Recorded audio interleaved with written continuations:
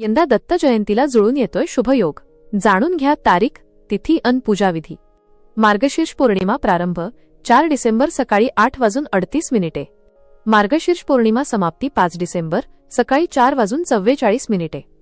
उदय तिथीनुसार मार्गशीर्ष पौर्णिमा 4 डिसेंबरला येणार असल्याने दत्त जयंतीचा उत्सव गुरुवार 4 डिसेंबर रोजी साजरा केला जाईल.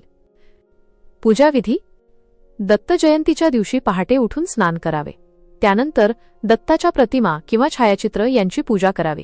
पूजेदरम्यान मूर्तीचा अभिषेक करून अष्टगंध लावावा आणि हार फुले अर्पण करावीत.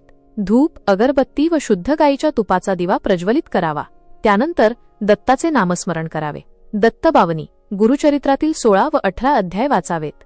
तसेच गुरुलीलामृत व स्वामीचरित्र सारामृत हे दत्त संप्रदायातील ग्रंथ वाचावेत. पूजा पूर्ण झाल्यावर आरती करून प्रसाद वाटावा.